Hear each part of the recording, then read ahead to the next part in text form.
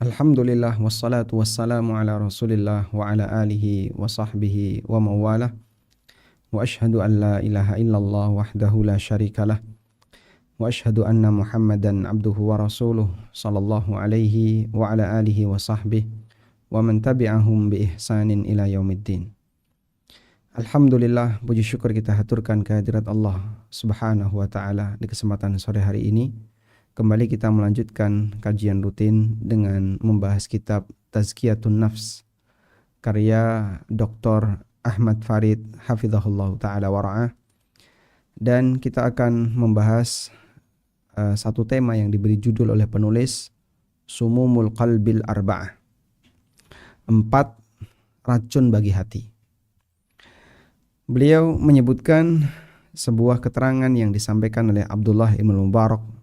Tapi sebelumnya beliau menyampaikan sebuah kesimpulan apa yang menyebabkan hati ini terkena racun.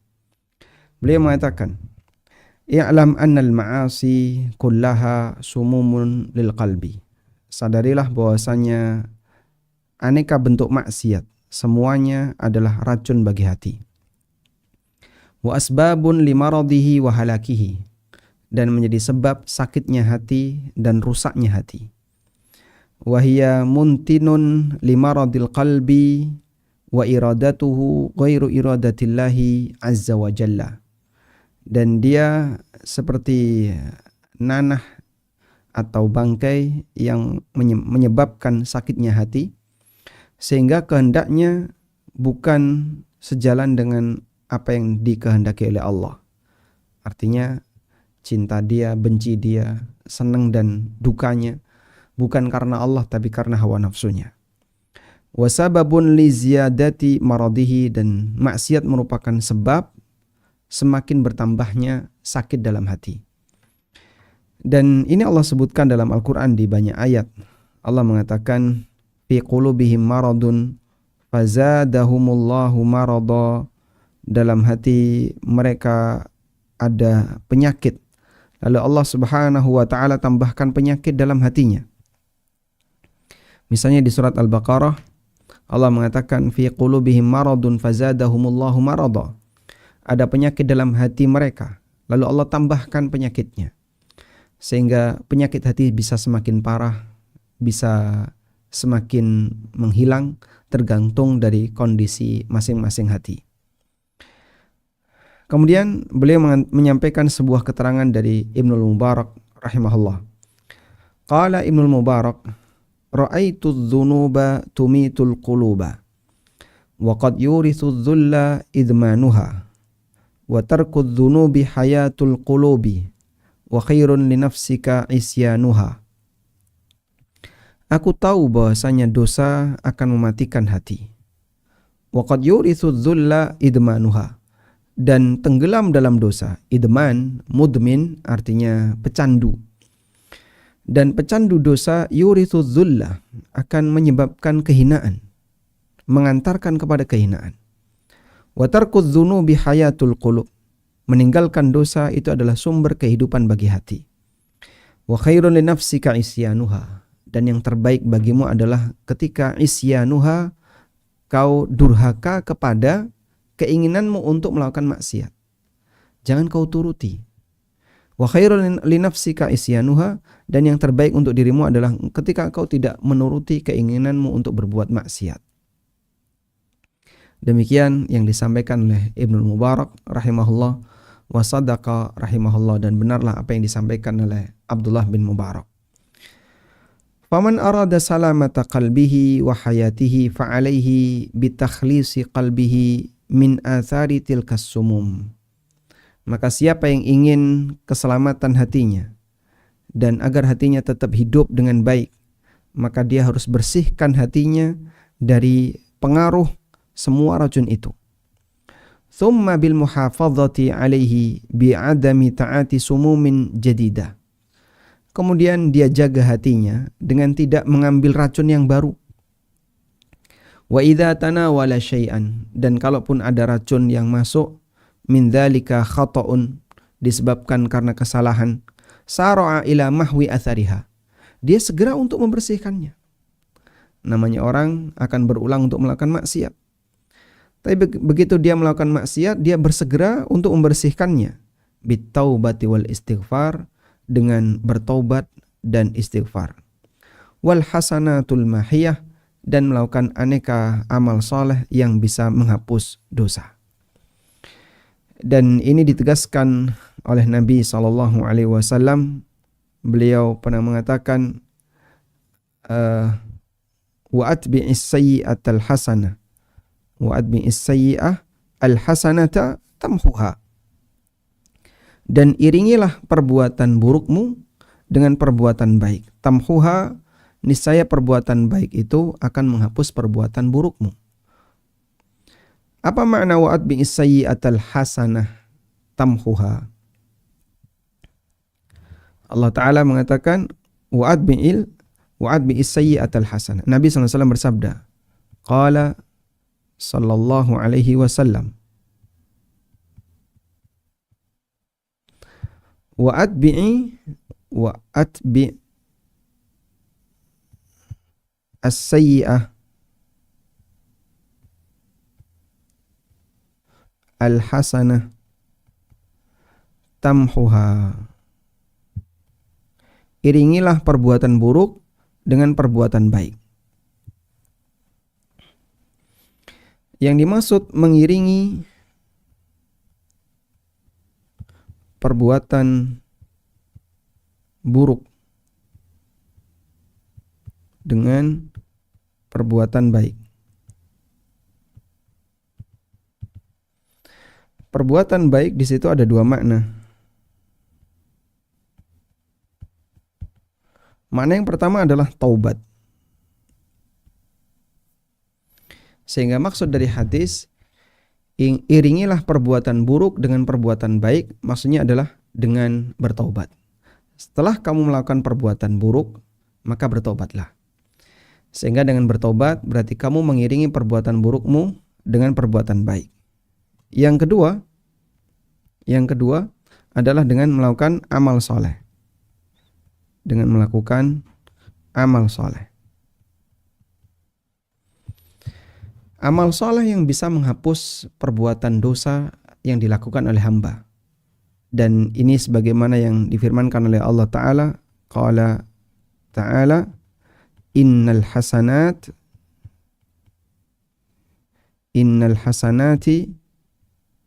yudhibna as-sayyi'at. Sesungguhnya amal baik bisa menghapuskan amal buruk. Innal hasanat yudhibna as-sayyi'at. Dzalika dzikra lidzakirin. Kita coba lihat yudhibna. Ini sebagaimana yang Allah sebutkan di surat Hud ayat 114. Innal hasanati yudhibna as-sayyi'at, dzalika dzikra lidzakirin. Ada di surat Hud ayat 114. Baik. Selanjutnya, wa nuqsidu bis-sumumil arba'ah, dan yang kami maksud dengan 4 racun itu, apa sih yang menyebabkan 4 racun yang itu membuat hati manusia jadi semakin sakit? Yang pertama adalah fudulul kalam, terlalu banyak bicara yang nggak perlu. Sehingga orang yang sering bicara, ngomong yang nggak perlu, cerita sesuatu yang nggak perlu, itu bisa menyebabkan kerasnya hati. Yang kedua, fudulun nadhar, melihat yang nggak perlu. Matanya jelalatan, melihat apapun yang dilihat, yang ingin dilihat, melihat apapun yang mengundang dia untuk melihat. Semua ini bisa menyebabkan hatinya jadi sakit. Yang ketiga, fudulut ta'am, makan yang terlalu berlebihan. Kebanyakan makan. Apapun yang diinginkan, selalu ingin dimakan. Kemudian yang keempat, fudulul mukhalatah, terlalu sering bergaul. Terlalu banyak bergaul, sehingga dia selalu merasa kesepian kalau sendirian. Dan pingin dalam hidupnya selalu ada temannya, kumpul sini, kumpul situ. Habis kajian, gak langsung pulang. Acara kemana? Makan-makan. selesai makan-makan, besok janjian lagi, gantian makan-makan di mana, muter terus seperti itu. Dan orang kalau sudah kumpul, lalu ada makanan, dia ngumpulin dua, ngumpulin lemak sama ngumpulin dosa. Sehingga dengan sebab itu, dia akan membuat hatinya semakin sakit. Wahia ashharu hadhis sumum intisharan, dan ini yang paling banyak tersebar di masyarakat. Wa ashadduha ta'thiran fi hayatil qalbi, dan yang paling memberikan pengaruh terhadap kehidupan hati. Baik. Sekarang coba kita lihat berkaitan dengan masalah fudulul kalam. 4 racun bagi hati.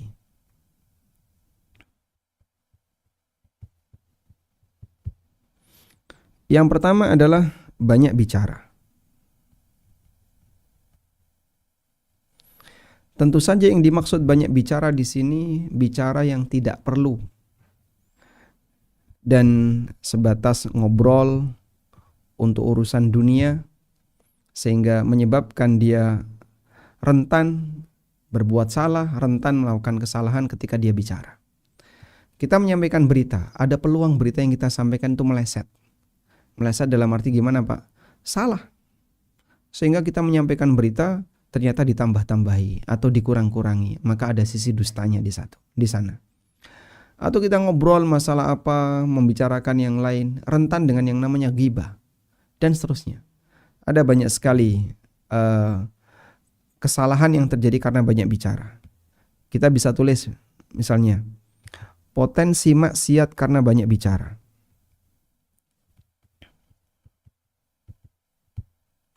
Karena bicara. Apa saja? Yang pertama, ghibah. Udah, kalau orang lagi banyak bicara, ngomong ngalor ngidul, membicarakan orang lain, pasti kena potensi ghibah. Yang kedua apa? Yang kedua, dusta. Dia menyampaikan tidak sesuai realita. Menyampaikan info tidak sesuai realita. Kemudian apalagi yang biasanya terjadi ketika orang banyak bicara, berpotensi menimbulkan masalah. Menimbulkan masalah, bikin orang jadi sakit hati. Pemicu sakit hati. Sehingga kadang ada orang yang tadi nyeletuk lalu bikin orang lain sakit hati, dan itu sering terjadi. Demikianlah yang terjadi ketika orang itu banyak bicara. Karena itu Allah Subhanahu wa taala menyampaikan bahwa banyak bicara itu tidak ada nilai kelebihannya kecuali bagi mereka yang melakukan amar ma'ruf nahi mungkar atau bagi mereka yang mengislahkan hubungan antara dua orang yang sedang bersengketa. Allah Ta'ala berfirman, La khaira fi kathirin min najwahum illa man amara bi sadaqatin aw ma'rufin aw islahin bainan nas. Tidak ada sisi baik fi kathirin min najwahum, dalam kebanyakan obrolan mereka. Illa man amara bi sadaqah, kecuali orang yang memerintahkan untuk sedekah. Dia melakukan amar ma'ruf. Aw ma'rufin, atau dia menyuruh hal yang ma'ruf secara umum. Aw islahin bainan nas, atau mendamaikan dua orang. Maka saat dia menasihati, dia butuh banyak bicara. Biar orang ini jadi sadar. Dia butuh amar ma'ruf, butuh banyak bicara. Nahi mungkar, dia butuh banyak bicara. Sehingga dalam posisi ketika dia banyak bicara, untuk keperluan keselamatan manusia dunia akhirat disyariatkan. Tidak termasuk di antara yang disebutkan dalam ayat ini. Karena Allah mengatakan tidak ada sisi baik kebanyakan dari pembicaraan manusia, kecuali yang dikecualikan oleh Allah adalah amar ma'ruf nahi mungkar kemudian islah. Ada di surat An-Nisa ayat 114. Baik, kemudian kita coba tulis di sini bicara terpuji. Anda bisa lihat di Quran surat An-Nisa ayat 114. Isinya apa itu? Amar ma'ruf, nahi mungkar, kemudian amar ma'ruf nahi mungkar, kemudian hal yang lain, islah, mendamaikan sengketa, sehingga orang memberi solusi ketika ada orang yang bersengketa. Ini termasuk di antara bentuk bicara yang terpuji. Kemudian ada juga bentuk bicara yang terpuji yang disebutkan oleh Allah dalam Al-Quran. Allah Ta'ala mengatakan, wa man ahsanu qawlan mimman da'a ilallah. Siapakah orang yang lebih baik ucapannya? Ahsanu qawlan. Siapakah yang lebih baik ucapannya? Melebihi orang yang da'a ilallah, mengajak orang lain untuk kembali kepada Allah. Di surat Fussilat ayat 33.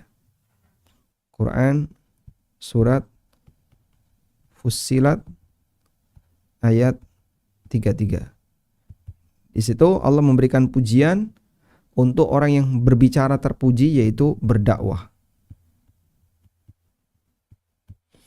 mengajak kembali kepada Allah. Bicara semacam ini dipuji oleh Allah Subhanahu wa taala. Saya tidak membahas tentang zikir karena zikir jelas ya. Nanti kalau zikir ya turunannya banyak baca Quran, baca kalimat-kalimat thayyibah. Tapi yang sedang kita bahas adalah pembicaraan umum yang terjadi di antara manusia. Menyampaikan sesuatu kepada orang lain bukan dalam bentuk zikir, kalimat-kalimat thayyibah atau baca Quran, tapi dalam bentuk obrolan. Seperti ini yang dipuji oleh Allah Subhanahu wa taala dalam Al-Quran. Sehingga kalau kita ingin banyak bicara, maka fokuskan di bagian ini. Sehingga di luar kegiatan dakwah, di luar kegiatan amar ma'ruf nahi mungkar, dia lebih banyak diam. Tapi ketika sudah berurusan dengan amar ma'ruf nahi mungkar, dia yang angkat bicara. Insya Allah orang semacam ini lebih terjaga lisannya. Sehingga Anda bisa menghitung ya, kira-kira yang keluar dari mulut kita ini lebih banyak yang mana? Lebih banyak bicara terpuji ataukah sebaliknya bicara yang tercela? Kalau ini kita nggak bisa, Pak, amar ma'ruf nahi mungkar, islah ketika ada orang sengketa, saya nggak punya kapasitas di situ. Berdakwah kepada Allah, saya tidak punya kapasitas di situ. Baik, jika demikian Anda perlu banyak belajar diam. Maka bagi mereka yang belum punya kapasitas, bagi yang belum punya kapasitas, apa yang harus dilakukan? Banyak belajar untuk diam. Ada sebuah nasihat yang pernah disampaikan oleh seorang ulama. Beliau mengatakan, ta'allamus sumt kama tata'allamun al-kalam. Abu Darda radhiyallahu anhu mengatakan, ta'allamus sumta kama ta'allamun al-kalam. Ya, ada pesan dari Abu Darda. Abu Darda pernah mengatakan, ta'allamu as-sumt. Belajarlah untuk diam. Kama tata'allamun al-kalam. Sebagaimana kau belajar untuk bicara. Belajarlah untuk diam sebagaimana kau belajar bicara. Karena ketika orang itu lebih banyak diam, ya, minimal dia selamat. Tapi kalau dia banyak bicara, keplesetnya banyak. Dan keplesetnya tadi ya, bisa ghibah, bisa dusta, bisa nyeplos, ya, kayak nyeplos lombok, jadi pedes. Sehingga membuat orang lain sakit hati. Taib. Karena itu banyak bicara akan membuat hati jadi semakin ya, sakit disebabkan potensi-potensi dosa yang terjadi di sana. Kemudian kita diajarkan pada prinsip untuk menyadari. Sadari bahwa semua yang diucapkan manusia, semua yang diucapkan manusia akan terjadi apa? Dicatat malaikat. Maka jangan sampai catatan kita hanya dipenuhi hal yang kosong, gak ada makna, bahkan isinya maksiat. Sebagaimana yang Allah firmankan dalam Al-Quran, ma yalfidhu min qawlin illa ladaihi raqibun atid. Tidak ada satupun ucapan yang dia lafalkan illa ladaihi raqibun atid, kecuali di situ ada malaikat yang selalu raqib. Raqib artinya mengawasi. Atidun artinya tidak pernah absen. Jadi ini bukan nama malaikat, tapi ini sifatnya. Malaikat pencatat amal itu raqibun, selalu mengawasi, atidun, tidak pernah absen. Sehingga dia selalu hadir untuk memperhatikan apapun yang diucapkan oleh manusia. Saya ngomong A, dicatat A. Saya ngomong B, dicatat B. Baik.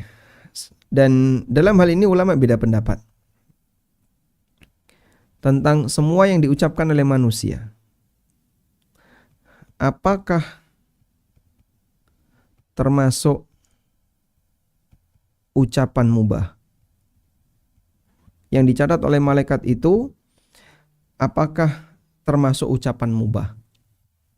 Atau ucapan yang mengandung konsekuensi dosa dan pahala?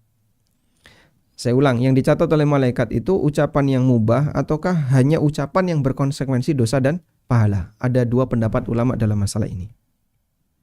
Ada dua pendapat. Sebagian ulama mengatakan, dan ini hal yang gaib ya, ini hal yang gaib. Sebagian ulama mengatakan bahwa yang dicatat oleh malaikat semuanya. Dan ini pendapat yang ma'ruf dari Tawus bin Kaisan, seorang ulama tabi'in.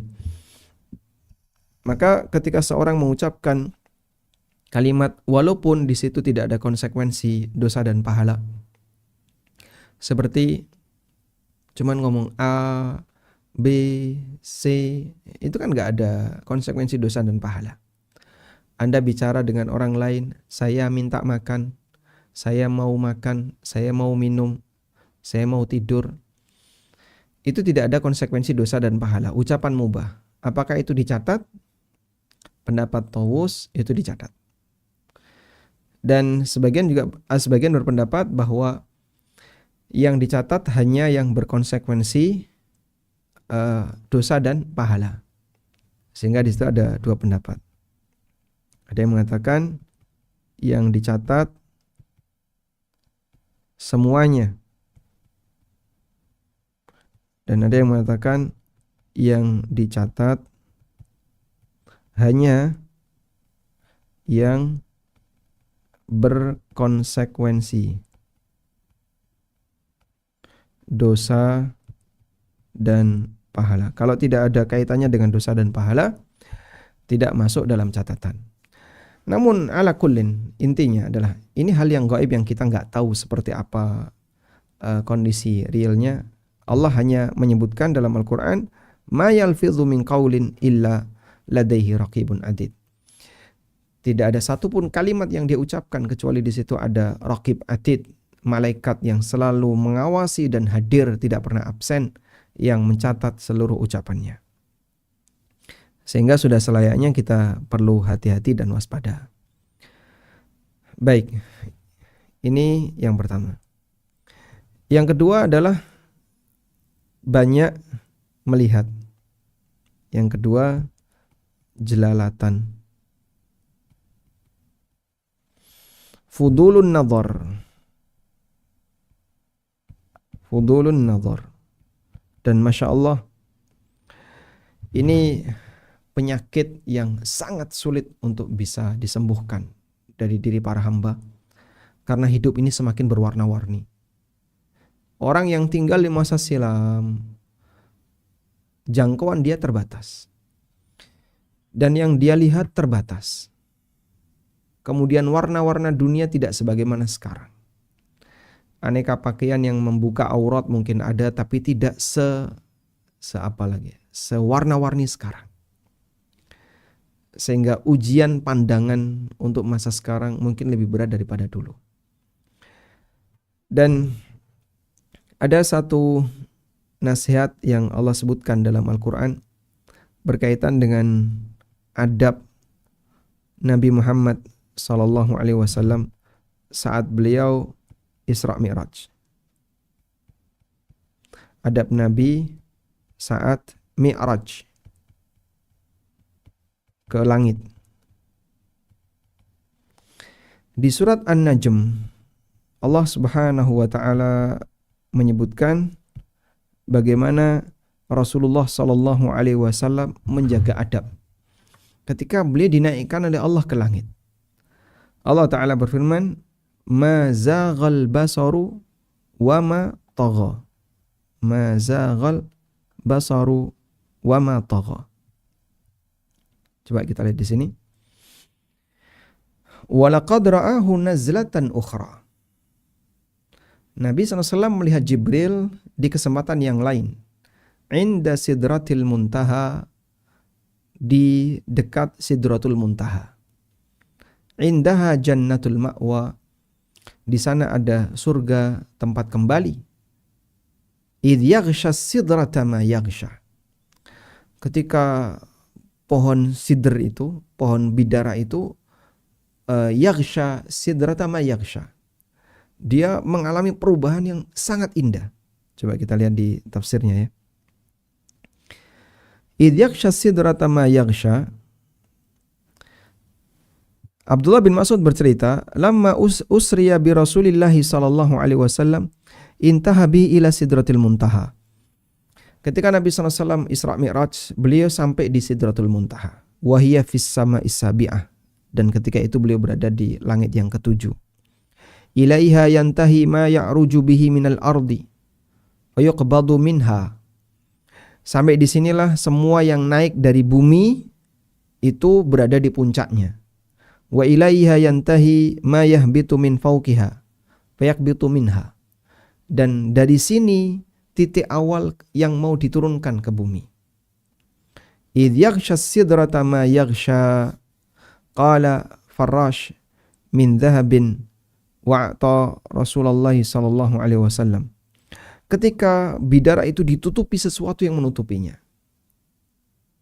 Ada yang mengatakan ditutupi dengan kemilau emas. Wallahu a'lam. Sehingga kelihatan sangat indah. Ada juga yang menyebutkan dalam riwayat yang lain. Abu Ja'far Ar-Razi meriwayatkan, "Faghasyiha nurul khalaq wa ghasyiyatha al-malaikah mithlul ghurban hina yaqa'na 'ala syajar."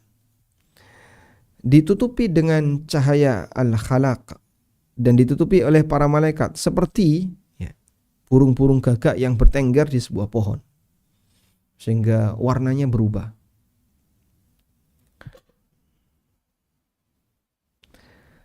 Dalam keterangan Mujahid, kana aghsanu sidrah lu'lu' wa yakutan wa zabrajad. Ranting-rantingnya pohon bidara itu adalah lu'lu', permata dan yakut serta bebatuan yang indah. Wallahu a'lam.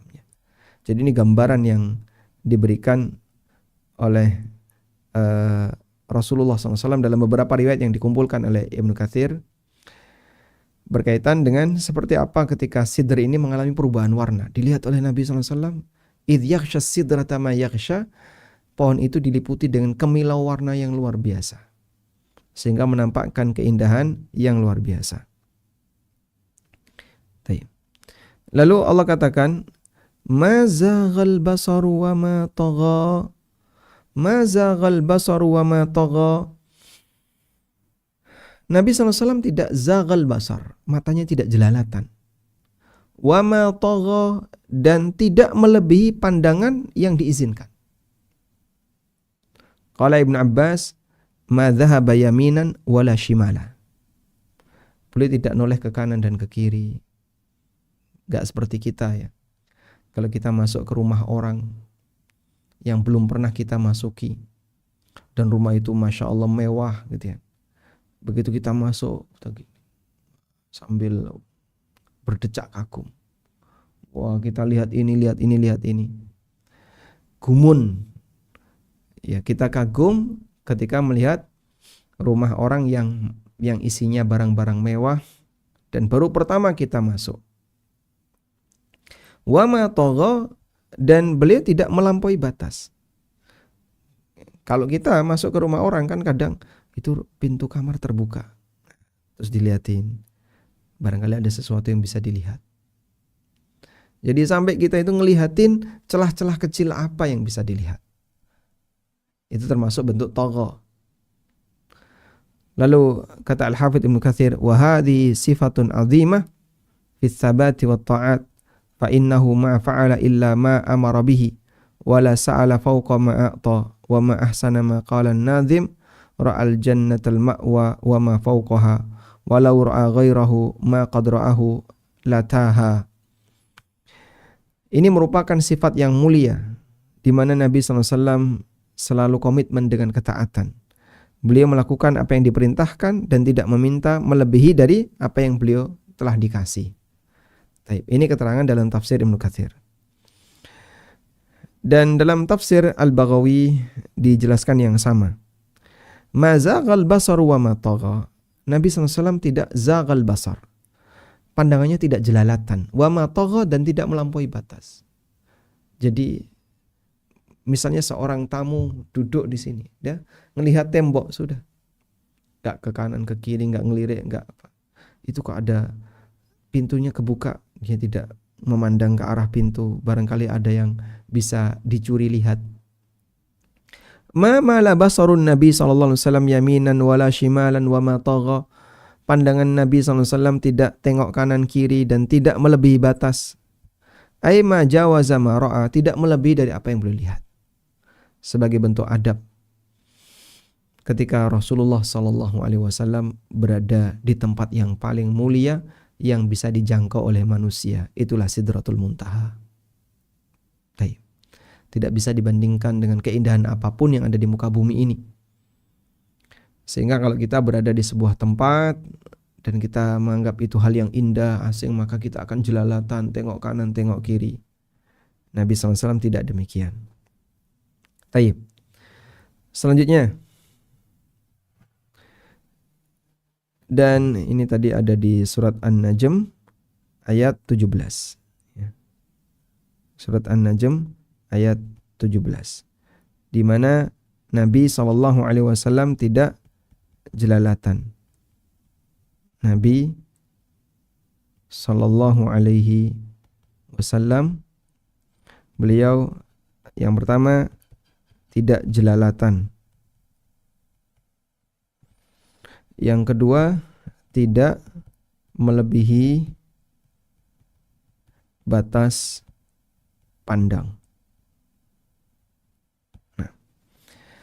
Dan ini merupakan adab yang beliau lakukan ketika beliau menghadap Allah Subhanahu wa taala.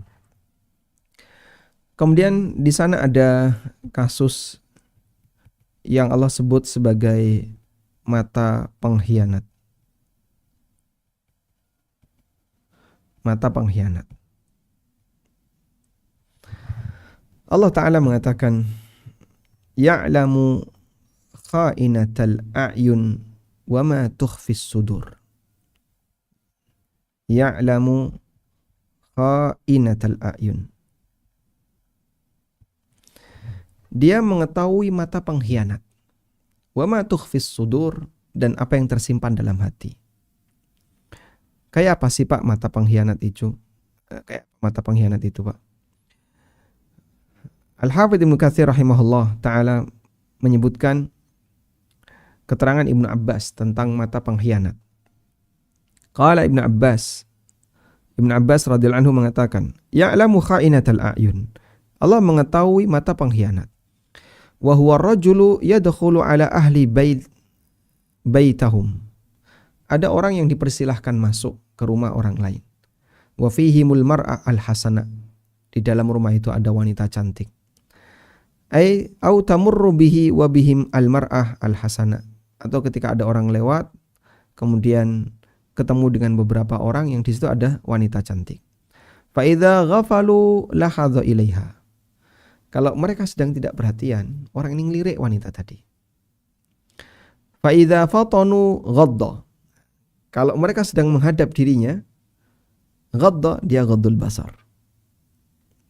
Fa idza ghafalu lakhadha. Fa idza fatanu ghadda basarahu. Kalau orang-orang lagi gak konsentrasi, dia ngelirik.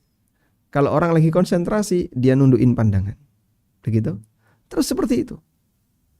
Waqad ittala Allahu min qalbihi annahu wadda allau tala'a ala farjiha. Dan Allah tahu bahwa hati orang ini punya keinginan untuk melihat kemaluannya. Allah tahu hati orang ini punya keinginan untuk melihat kemaluan wanita tersebut. Demikian yang disampaikan oleh Ibnu Abbas, rawahu Ibnu Abi Hatim. Nah, dan seperti itu, ini bicara orang soleh ya. Kalau orang yang nggak terbiasa dengan hijab dan seterusnya ya pasti saling melihat dan nggak ada batas. Tapi orang-orang soleh yang terkadang mereka punya mata pengkhianat, lagi bareng sama suaminya, lalu ada lelaki, istrinya ngelirik, mumpung suaminya nggak tahu, khainatul a'yun, mata pengkhianat, lagi bareng sama istrinya, suaminya ngelirik wanita yang lain, mumpung istrinya lagi nggak konsen, khainatul a'yun, ya'lamu khainatul a'yun, Allah mengetahui mata pengkhianat. Ketika lagi bersama, ada rombongan banyak orang. Kalau kemudian orang lagi melihat dia ghaddul basar. Dia menundukkan pandangan. Seperti menampakkan orang yang khusyuk, tidak peduli dengan suasana di sekitar. Begitu yang lain lagi nggak fokus, dia curi-curi lihat. Dia ngelirik. Ya'lamu kha'inatul a'yun. Allah mengetahui mata pengkhianat. Bahkan kadang ada ustadz lagi kajian gitu ya. Sudah ada tabirnya padahal itu.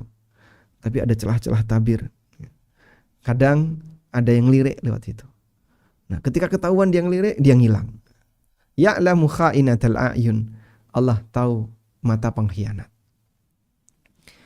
Maka demikianlah manusia, terkadang mereka sangat sulit untuk menjaga mata dan pandangannya, sehingga ini sebenarnya bisa membuat penyakit dalam hatinya. Baik. Selanjutnya,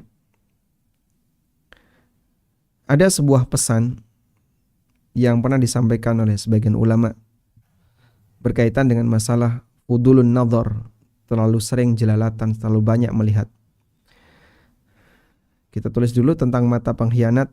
Tadi ada di surat Ghafir ayat 19. Di surat Ghafir ayat 19.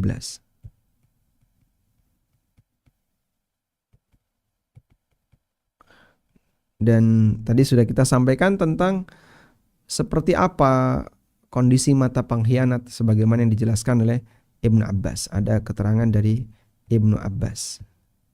Yang dimaksud di situ adalah ngelirik wanita cantik. Saat apa? Saat tidak dilihat orang.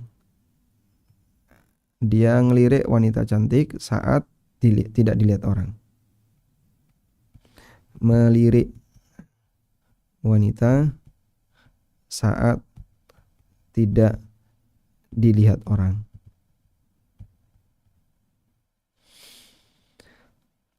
Dan ketika dilihat orang,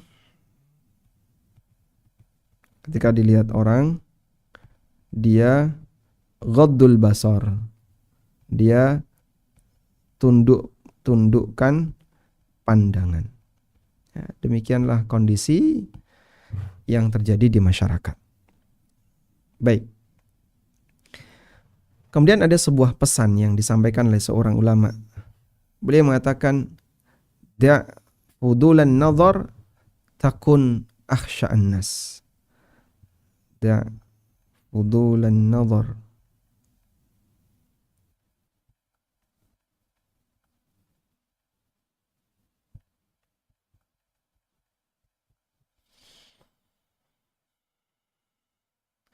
tinggalkan terlalu sering melihat jelalatan, maka kau akan menjadi orang yang paling khusyuk. Perkataan siapa ini? Man taraka fudulan nadhar.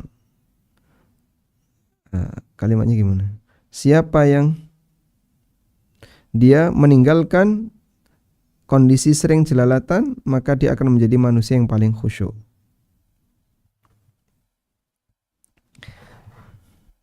Jaga pandangan agar jadi manusia yang paling khusyuk. Untuk bisa menjaga kekhusyuan, maka caranya adalah jaga pandangan.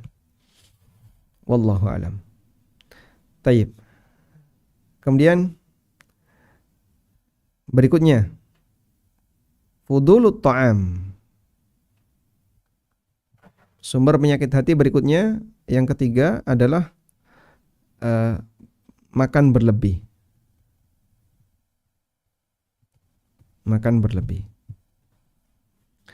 Makan berlebih termasuk hal yang tercela. Dan kita tahu Allah Subhanahu wa taala melarang dalam Al-Qur'an, wa kulu washrabu wa la tusrifu. Silahkan makan dan minum dan jangan tusrifu, jangan israf. Allah taala berfirman, wa kulu washrabu wa la tusrifu. Di sini di surat Al-A'raf ayat 31 Allah memberikan pesan wa kulu washrabu wa la tusrifu. Silahkan makan dan minum tapi jangan berlebihan, innahu la yuhibbul musrifin. Al-A'raf ayat 31. Berlebihan ketika makan dan minum hukumnya apa? Dilarang. Al-Quran yang melarangnya, wa kulu washrabu wa la tusyrifu. Ini ada di Quran surat Al-A'raf ayat 33. Ya, ayat berapa tadi? Al-A'raf ayat 31. Baik. Kemudian, posisi berlebihan ketika makan dan minum adalah ketika seseorang makan melebihi dari apa yang dia butuhkan. Bahkan sampai, Masya Allah ya, kekenyangan dan seterusnya. Dan itu dilakukan hampir tiap hari misalnya. Atau terlalu sering. Kalau sesekali nggak masalah. Nabi SAW pernah kenyang, demikian pula Abu Hurairah radhiyallahu anhu pernah kenyang, tapi sesekali. Namun kalau terlalu sering, ini tercela. Sehingga makan berlebihan dilarang oleh Allah Subhanahu wa taala. Selanjutnya, di antara hal yang perlu diperhatikan berkaitan dengan masalah makanan. Ini beberapa prinsip ya tentang masalah kuliner. Jangan sampai kuliner menghabiskan waktu. Jangan menghabiskan waktu. Hanya untuk urusan makan, dia butuh waktu 1 jam. Sekali makan. Bahkan mungkin lebih. Ini hal yang sia-sia. Para ulama di masa silam kalau makan paling cepat. Sehingga mereka kalau makan, diremuk itu rotinya. Sebelum dimakan diremuk dulu, dikasih air, biar gampang dikunyah. Udah, makan selesai. Makan, perut terisi, selesai. Sehingga jangan sampai menghabiskan waktu.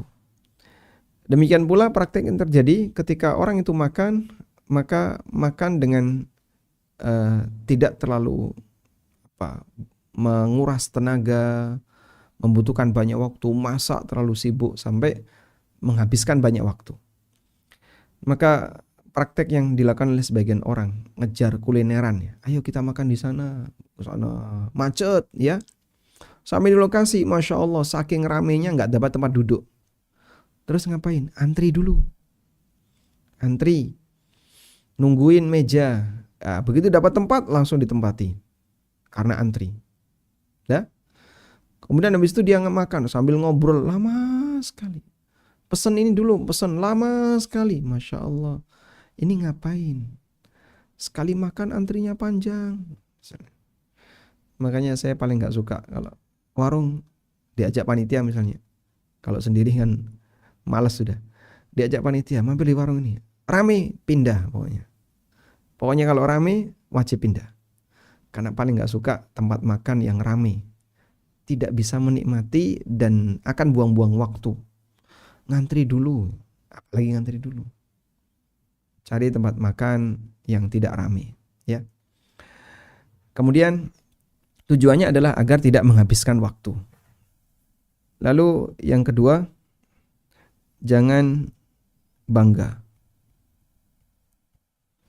dengan makanan.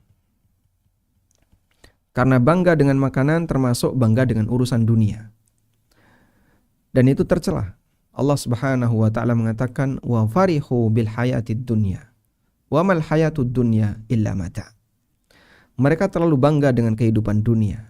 Sementara kehidupan dunia hanya kenikmatan sementara. Bentuk bangga dengan makanan adalah ya sebagaimana contoh yang sering kita lihat, di foto, di share, di foto, di share. Sehingga dia bangga dengan makanan itu, lalu dia foto, lalu dia share. Ini bahaya. Ketika dia mendapatkan makanan yang sederhana, tidak pernah difoto. Kalau makanannya mewah, difoto, terus di share. Demikianlah contoh orang yang terlalu bangga dengan makanan. Dan bangga dengan makanan ini sama dengan bangga dengan dunia. Bangga dengan urusan dunia. Dan kita tahu bangga terhadap urusan dunia hukumnya tercela. Baik.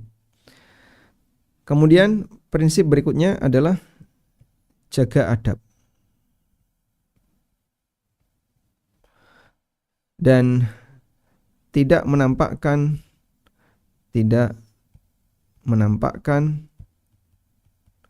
kemewahan. Nabi SAW ketika makan, beliau makan itu seperti gaya budak. Dan beliau sendiri yang menyampaikan itu. Rasulullah SAW ketika beliau makan, maka cara beliau makan itu seperti gayanya budak. Coba kita lihat di sini.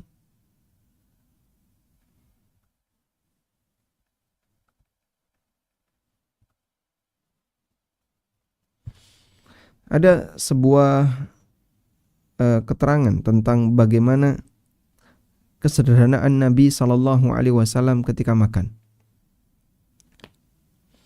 Kata Anas bin Malik, "Ma'alimtun Nabiyya sallallahu alaihi wasallam ala sukrujah qat."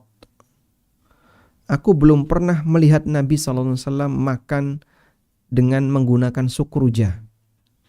Apa sih sukrujah? Coba kita lihat di sini.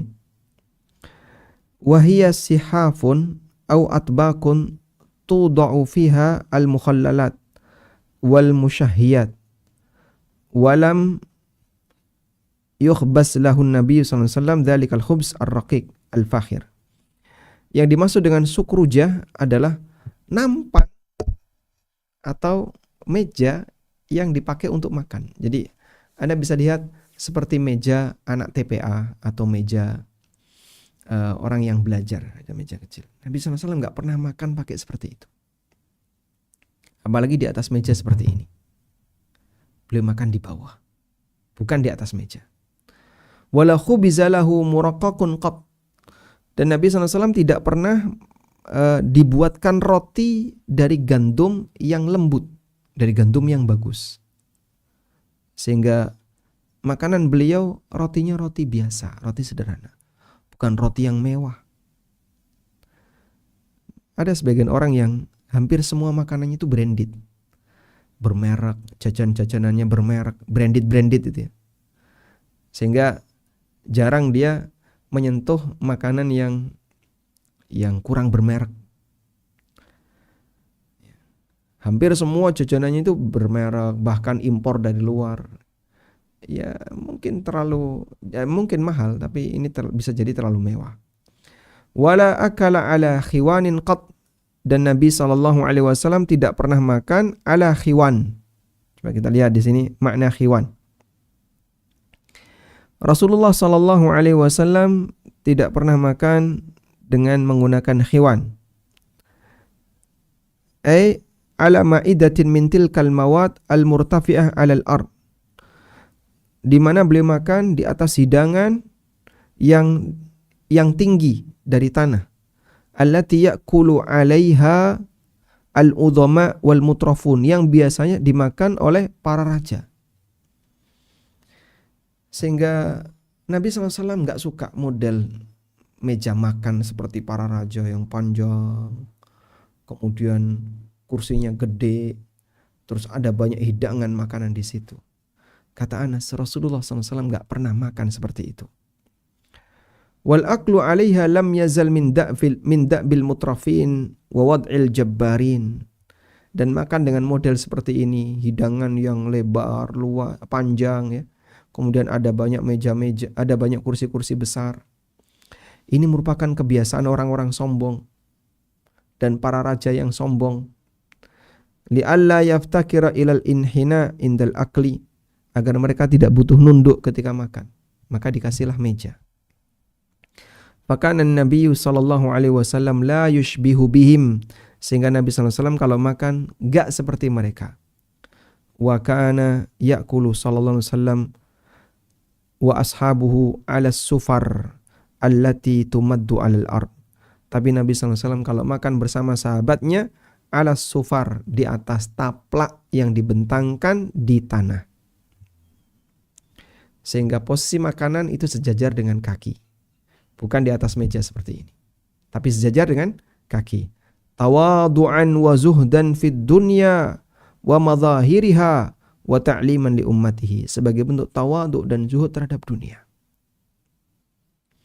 Sampai Aisyah itu pernah mengusulkan, ya Rasulullah, bagaimana kalau kami siapkan meja biar Anda bisa makan di atas meja, makanannya biar ditaruh di meja. La ya bintas Siddiq, innama akulu kama ya'kulul abd. Gayaku makan tuh sebagaimana cara budak ketika makan. Maka beliau duduk bersimpuh. Anda lihat orang yang duduk tawarruk, duduk iftirash ketika sholat. Duduk di antara dua sujud ketika sholat, duduk iftirash. Tapi kakinya ditumpuk. Kakinya ditumpuk, diduduki. Ya. Sehingga lututnya ditekuk, kakinya ditumpuk, diduduki.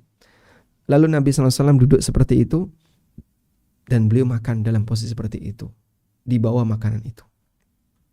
Makanan ada di alas ya, dan dimakan bareng-bareng dengan para sahabat. Beliau makan sebagaimana orang rakyat jelata yang makan. Maka Rasulullah SAW ketika makan itu tidak menampakkan kemewahan. Sehingga kalaupun kita, ya ini mungkin beda dengan tradisi di masa sekarang ya. Rata-rata kan kita punya meja-meja makan. Kalaupun kita punya meja makan ya, jangan terlalu mewah. Jadi yang kursi gede, yang belakangnya ini tinggi, besar gitu kan. Kemudian mejanya panjang. Kalau bisa enggak seperti itu. Buat yang sederhana saja, sebagai bentuk tawadhu ketika kita makan. Jadi makan dengan posisi tawadhu.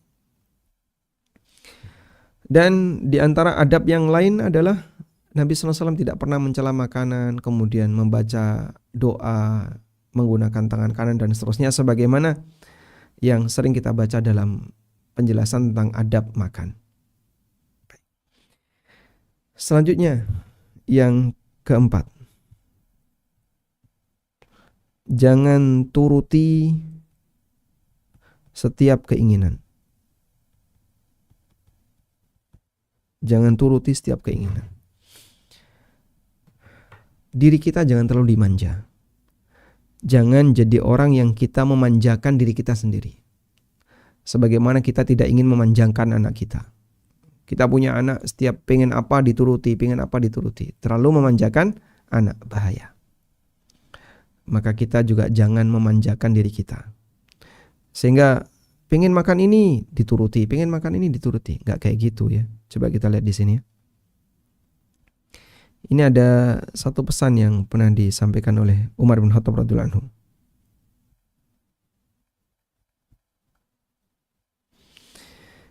Dalam penjelasan yang disampaikan oleh Al-Hafidz Ibnu Katsir untuk firman Allah Subhanahu wa taala di surat Al-Furqan ayat 67. Berarti Al-Baghawi, penjelasan Al-Baghawi. Nah,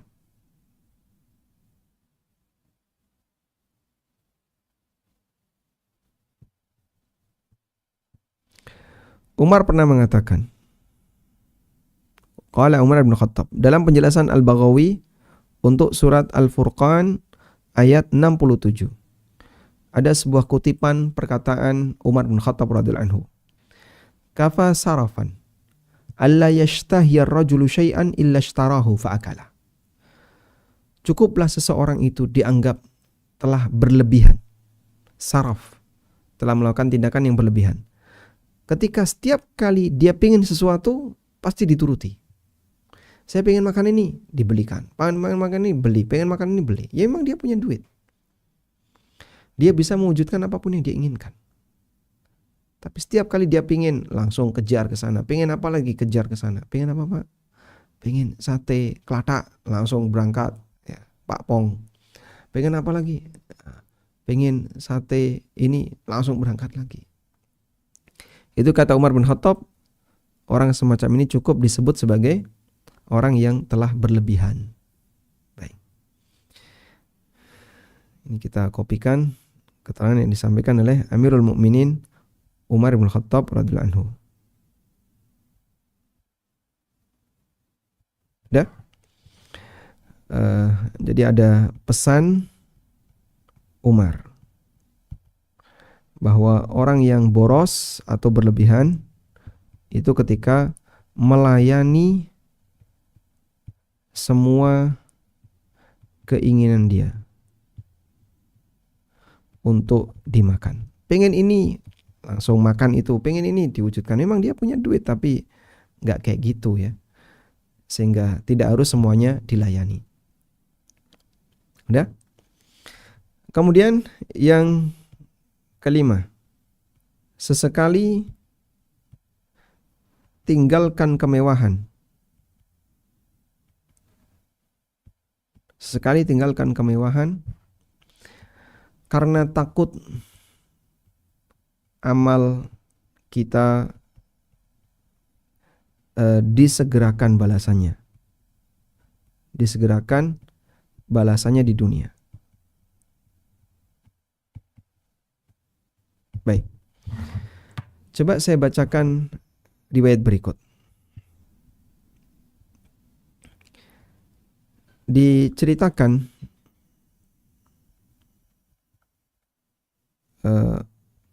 dalam sebuah peristiwa tentang bagaimana Abdurrahman bin Auf menangis saat beliau mau berbuka puasa. Diceritakan oleh Ibrahim putranya Abdurrahman bin Auf, bahwa Abdurrahman bin Auf radhiyallahu anhu dihidangkan makanan kepada beliau wa kana shaiman, dan ketika itu beliau puasa menjelang berbuka. Sudah mendekati waktu berbuka, makanan sudah dihidangkan. Faqala, lalu Abdurrahman bin Auf mengatakan, qutila Mus'ab bin Umair wa huwa khairum minni. Mus'ab bin Umair terbunuh dalam peristiwa perang Uhud dan beliau lebih baik daripada aku. Kuffina fi burdatin, beliau diberi kafan dengan selembar kain. In ghuttiya ra'suhu, ketika ditutupi kepalanya, badat rijlah, maka nampak kakinya. Wa in ghuttiya rijlahu bada ra'suhu, ketika ditutupi kaki, kepalanya kelihatan. Betapa miskinnya Mus'ab ketika itu. Saat Mus'ab itu mati, beliau dalam kondisi sangat miskin. Lalu beliau mengatakan, "Tsumma busita lana minad dunya ma busit." Kemudian dibentangkan dunia untuk kita sebagaimana saat ini. Dalam riwayat yang lain, "U'tina minad dunya ma u'tina." Kita diberi dunia sebagaimana saat ini. Wa qad khashina, dan aku takut, an takuna hasanatuhna ujjilat lana. Jangan-jangan kebaikan kita, pahala ibadah kita telah dibalas oleh Allah di dunia. Thumma ja'ala yabki hatta tarakat ta'am. Lalu beliau nangis, kemudian beliau tinggalkan makanan. Masya Allah, gak jadi makan. Sehingga beda dengan kita ya. Kalau ada makanan yang mewah, enak, serba yang kita suka, wah langsung semangat, serbu. Dan dengan bangganya kita makan itu tanpa ada perasaan beban dosa. Bukan beban dosa ya, tanpa ada perasaan amal kita hilang. Sahabat ada perasaan seperti itu. Kadang kita kalau ke warung Padang, terus panitia minta dihidang pak, dihidang. Masya Allah. Bingung sampai kita milihnya. Ada sayur, ada lauk, aneka lauk. Kamu mau pilih mana? Silahkan pilih, sesukamu. Masya Allah. Pilih tahu tempe. Nah. Dan kita kalau melihat seperti itu kan senang sekali. Ada banyak makanan. Kita senang sekali. Karena kita tidak punya kesadaran sebagaimana yang dimiliki oleh para sahabat. Selanjutnya adalah fudulul mukhalatah. Terlalu sering bergaul. Tadi yang ketiga makan berlebihan. Yang keempat sering bergaul. Terlalu sering bergaul boleh saja, tapi terlalu sering bergaul ini bisa berbahaya. Karena dengan bergaul ini rentan gesekan. Rentan gesekan gimana? Ya namanya orang ketika bergaul kan pasti akan ada gesekan dengan kanan dan kirinya. Sehingga dengan bergaul akan rentan dengan yang namanya gesekan. Dan kalau sudah terjadi gesekan, maka yang timbul adalah dosa. Karena itu dulu para ulama mereka terkenal sebagai orang yang suka menyendiri. Ketika sendiri dia bisa lebih fokus untuk berzikir, lebih fokus untuk baca Quran, lebih fokus untuk belajar, lebih fokus untuk menelaah kitab. Ada banyak hal yang bisa dilakukan ketika dia sendirian. Tapi kalau dia bareng banyak orang, akhirnya kan bawaannya ngobrol. Sehingga dia bukan model orang yang senang kumpul dengan orang, tapi sebaliknya. Justru lebih senang untuk menyendiri. Abdullah bin Mubarak itu diantaranya. Sampai ada sebagian orang yang tanya kepada beliau, Ala tashtauhish? Apa Anda tidak merasa kesepian? Lalu beliau mengatakan, Wa kaifa astauhish? Wa ana ma ashabin Nabi SAW. Bagaimana mungkin saya kesepian? Sementara aku dibersamai oleh para sahabat Rasulullah SAW. Artinya beliau menelaah hadis. Menelaah hadis itu membarengi para sahabat Nabi SAW. Masya Allah. Jadi demikian kondisi para ulama. Mereka adalah orang-orang yang suka menyendiri. Imam Ahmad juga demikian. Beliau termasuk di antara orang yang suka menyendiri. Imam Bukhari juga sama. Sehingga dalam rombongan terus istirahat. Rombongan perjalanan istirahat. Nah biasanya kan mereka terus kumpul buka makanan bareng-bareng. Imam Bukhari ngambil tempat yang sepi. Terus beliau menyendiri di situ. Sehingga dengan menyendiri maka orang akan lebih bisa untuk belajar, lebih bisa berzikir, lebih bisa fokus bermunajat. Karena itu batasi. Jangan menjadi orang yang suka bergaul. Wallahu alam. Demikian yang bisa kita sampaikan, beberapa hal berkaitan dengan masalah racun bagi hati. Semoga Allah Subhanahu wa taala memberikan hidayah kepada kita dan Allah jadikan hati kita bersih dari semua kotoran-kotoran yang berbahaya. Wassallallahu ala nabiyyina Muhammadin wa ala alihi wa sahbihi wasallam.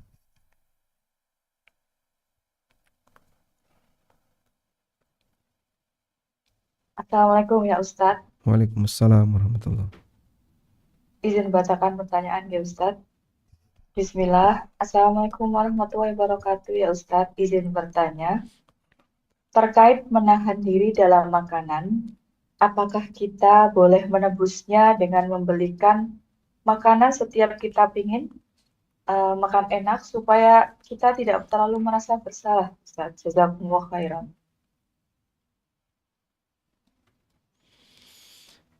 Wallahu alam, insyaallah hal yang baik ya. Ketika Anda ingin makan yang enak, lalu Anda berikan kafaroh dengan cara saya belikan orang lain makan yang sama untuk dikasihkan kepada orang yang tidak mampu.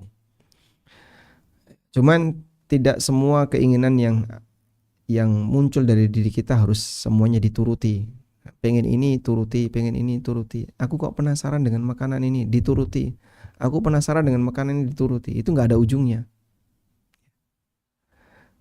Dan demikian seperti ini yang seharusnya kita latih diri kita untuk disapi, sehingga saat dirinya punya keinginan, saya pengen ini, saya enggak turuti kamu, wahai jiwaku, kamu akan saya sapi.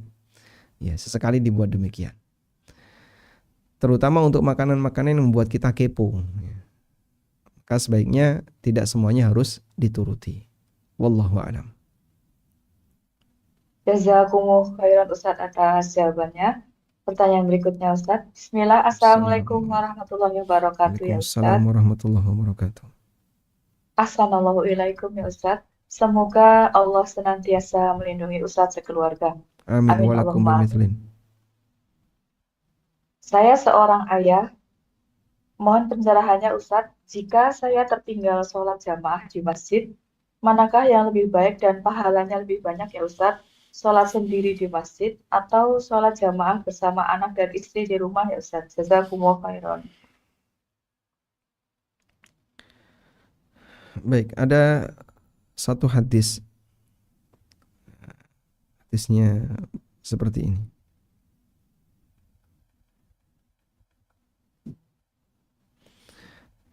Mungkin ini bisa kita jadikan sebagai kunci jawabannya.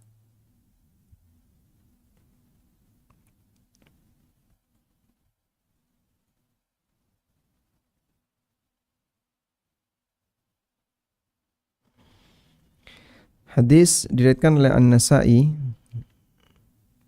Rasulullah sallallahu alaihi wasallam pernah bersabda. Hadisnya dari sahabat Abu Hurairah. Nabi sallallahu alaihi wasallam bersabda, "Man tawadda'a fa ahsanal wudu'a." Siapa yang berwudu dengan sempurna, thumma kharaja amidan ilal masjid. Kemudian dia keluar dari rumah dengan punya niat sengaja menuju masjid. Fawajadan nasa qad sallu, lalu dia jumpai jamaah sudah selesai sholat. Ya, begitu dia datang, bubar sudah. Oh, udah pada bubar, udah pada selesai. Kataballahu lahu mithla ajri man hadaraha. Maka Allah catat untuknya pahala seperti orang yang menghadiri sholat itu. Wala yanqusu dzalika min ujurihim syai'a, dan tidak mengurangi pahala mereka sedikit pun. Wallahu alam. Jadi mungkin bisa kita jadikan sebagai jawaban untuk pertanyaan tadi. Sekiranya Anda telat ke masjid dan saat Anda datang ke sana jamaah sudah bubar, sebaiknya sholat di rumah atau di masjid? Jawabannya, kalau berdasarkan hadis ini, tetap berangkat. Sampai di sana, wah sudah bubar, ya sudah, Anda tetap sholat di masjid. Semoga tetap mendapatkan pahala sebagaimana yang dijanjikan dalam hadis ini. Wallahu a'lam. Jazakumullah khairan Ustadz atas jawabannya. Pertanyaan berikutnya Ustadz. Bismillah. Assalamualaikum warahmatullahi wabarakatuh ya Ustadz. Waalaikumsalam warahmatullahi wabarakatuh. Semoga Allah merahmati Ustadz, keluarga Ustadz, dan guru-guru Ustadz. Amin walakum bimithlin. Ustadz, bagaimana cara bertobat dari ghibah sementara yang kita ghibah itu sudah jauh, dan bertobat dari berbohong? Apakah kita harus meminta maaf?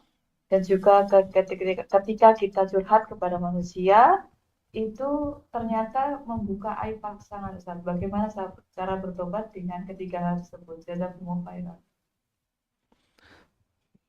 Berkaitan dengan cara tobat dari ghibah, di situ ada dua kondisi. Yang pertama, pihak yang dighibah mengetahui.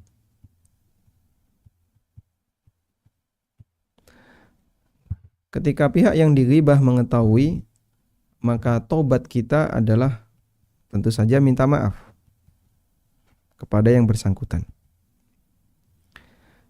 Yang kedua, pihak yang dighibah tidak tahu. Pihak yang dighibah tidak tahu. Dominan ghibah seperti ini. Kita menggibah orang dan yang kita ghibah tidak tahu. Nah, apakah perlu minta maaf? Ulama beda pendapat. Dan pendapat yang lebih kuat tidak perlu minta maaf. Pendapat yang lebih tepat adalah tidak minta maaf. Karena dia nggak tahu. Sebab kalau dia beritahu lalu minta maaf akan lebih besar, lebih panjang masalahnya. Sehingga dalam posisi ketika dia tidak tahu maka tidak perlu minta maaf. Oh, kok enak Pak kalau kayak gini? Nah, tapi ada konsekuensinya. Apa? Dia wajib memutihkan. Ya, dia wajib memutihkan nama baik orang itu di majelis yang sama. Sehingga kalau dia sudah menggibah di majelis A, dihadiri oleh berapa? 5 orang. Ya. Misalnya Budi, Adi, Rudi, Teddy, dan Didi. Udah, dia gibah di situ. Lalu majelis ini bubar. Ganti hari, 5 orang ini kumpul lagi. Nah, saat 5 orang ini kumpul lagi, dia harus memuji, memutihkan nama baik orang yang digibah. Nah, dia sampaikan misalnya pujian kepada orang yang digibah, sehingga mengembalikan nama itu. Intinya, sebagaimana kemarin dia sudah mencaci maki orang itu di majelis tersebut, berikutnya dia membela orang itu di majelis tersebut. Itulah bentuk taubat dari ghibah. Selanjutnya terkait apa tadi? Curhat kepada orang lain yang ternyata itu membuka aib pasangan. Ya, maka mungkin Anda bisa sampaikan kepada orang itu bahwa suami saya adalah orang baik seperti ini seperti ini. Anda berikan pujian agar tidak memberikan kesan yang buruk tentang pasangan Anda di hadapan orang tersebut. Wallahu a'lam. Jazakumullah khairan Ustaz atas jawabannya. Pertanyaan berikutnya Ustaz. Assalamualaikum warahmatullahi wabarakatuh ya Ustaz. Waalaikumsalam warahmatullahi wabarakatuh. Semoga Allah selalu menjaga dan merahmati Ustaz, keluarga serta tim ANB dan semua jamaah kajian selalu dalam hidayah sunnah dari Allah Azza wa Jalla. Amin Amin walakum Allahumma. bimithlin. Ustaz, seperti tadi yang dikatakan Rasulullah mengangkat atau melipat satu kaki ketika makan atau duduk di lantai. Apakah melipat atau mengangkat kaki ini juga berlaku untuk akhwat ya Ustaz? Jazakumullah khairan. Jadi bukan melipat satu kaki tapi 2 kaki. Seperti duduk iftirash. Bukan duduk jigang ya, tapi duduk iftirash. Anda lihat duduk iftirash. Seperti yang kita tahu duduk iftirash. Dia melipat 2 kaki. Seperti ini ya. Melipat 2 kaki. Bukan melipat 1 kaki, tapi kakinya ditumpuk. Ya. Atau dibuat bersebelahan seperti ini, lalu diduduki. Ditumpuk bisa, dibuat bersebelahan. Bukan yang satunya diangkat ini, tapi dua-duanya ditekuk. Itu duduk makan yang sesuai sunnah. Sementara yang ma'ruf duduk jigang, wallahu alam, ada sebuah riwayat tapi bukan sabda Nabi, bukan cerita tentang Nabi SAW. Jadi yang lebih tepat dua-duanya ditekuk. Nah, duduk kayak gini kan bagi ikhwan maupun akhwat dua-duanya berlaku. Wallahu alam. Jazakumullah khairan Ustaz atas jawabannya. Pertanyaan berikutnya Ustaz. Bismillah. Assalamualaikum warahmatullahi wabarakatuh ya Ustaz. Waalaikumsalam warahmatullahi wabarakatuh. Ustaz, mohon nasihatnya. Saya haid 3 hari, kemudian bersih dan mandi. 2 hari kemudian keluar lagi, flek sedikit Ustaz. Dan ini terjadi setelah melahirkan anak kedua. Apakah sholat yang dikerjakan dalam jeda 2 hari tersebut syah ya Ustaz? Jazakumullah khairan. Baik. Haid itu dijelaskan oleh Allah dalam Al-Quran. Yas'alunaka 'anil mahid qul huwa adhan fa'tazilun nisa'a fil mahid. Mereka bertanya kepadamu tentang al-mahid, tentang tempat keluarnya darah haid. Qul huwa adhan, katakanlah bahwasanya haid itu kotoran. Dan yang dimaksud di situ adalah darah haid. Darah haid itu najis. Fa'tazilun nisa'a fil mahid, maka jauhilah wanita, maksudnya jangan melakukan hubungan badan di tempat keluarnya darah haid. Karena itu begini,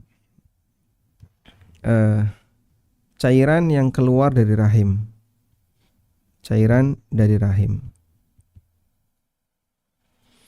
ini ada dua. Pertama darah, kedua selain darah. Kalau yang keluar darah, ini ada 3 kemungkinan: haid, nifas, istihadhah. Udah? Kalau Anda normal, artinya bukan wanita yang mengalami istihadhah, maka sudah nggak ada istihadhah pada diri Anda. Kalau Anda normal. Istihadhah ini terjadi pada orang yang nggak normal. Sehingga wanita yang tidak pernah punya pengalaman istihadhah, ya dia nggak mengalami istihadhah, dia normal-normal saja. Nifas hanya ketika melahirkan. Maka setiap keluar darah itu haid. Walaupun 2 hari, 3 hari. Sudah? Ketika suci, sudah nggak keluar, ya dihitung suci. Sudah putus Pak, ya putus. Sudah. Kok keluar lagi nanti, ya haid lagi. Karena untuk batas suci, untuk batas waktu, berapa lama waktu suci, pendapat yang benar nggak ada batas. Sehingga suci sehari, besok haid lagi. Ya sehari itu sholat. Terus haid, ya dia nggak sholat. Asal yang keluar darah. Kemudian selain darah, cairan selain darah ini banyak ya. Tapi yang ada kaitannya dengan haid biasanya sufroh. Ini cairan kekuningan. Atau kudroh, cairan keruh. Atau cairan bening, qasah al-bayda. Baik. Untuk sufroh dan kudroh, ini jika nyambung haid, jika nyambung dengan darah, maka statusnya haid. Jadi dia terhitung haid jika nyambung dengan darah. Tapi kalau dia nggak nyambung dengan darah, bukan haid. Misalnya Anda mengalami flek, tapi yang keluar kekuningan. Setelah itu nggak keluar apa-apa, ya sudah, itu bukan haid. Keluar keruh. Tahu cairan keruh ya, seperti air yang dikasih tanah gitu. Keruh. Nah, itu bukan haid, bukan darah. Karena dia cairan selain darah. Nah, ketika keluar seperti ini, di luar masa haid, yang tidak nyambung dengan haid, maka tidak terhitung haid. Baik di depan maupun di belakang. Kalau di belakang kita gampang nih teninya ya. Begitu haid keluar, nanti kan long tail tuh nggak putus-putus. Keluar sufroh lama sekali, yaitu haid kalau nyambung. Tapi kalau putus, bukan haid. Misalnya sudah sempat suci, lalu keluar lagi kekuningan, bukan haid. Sedangkan cairan bening ini tanda suci. Begitu keluar cairan bening berarti wanita ini sudah suci dari haid. Wallahu alam. Taib, demikian yang bisa kita bahas. Semoga menjadi ilmu yang bermanfaat bagi saya sendiri dan teman-teman sekalian. Wassallallahu ala nabiyyina Muhammadin wa ala alihi wa sahbihi wa sallam. Wa akhiru da'wana anil hamdulillahi rabbil alamin. Wassalam.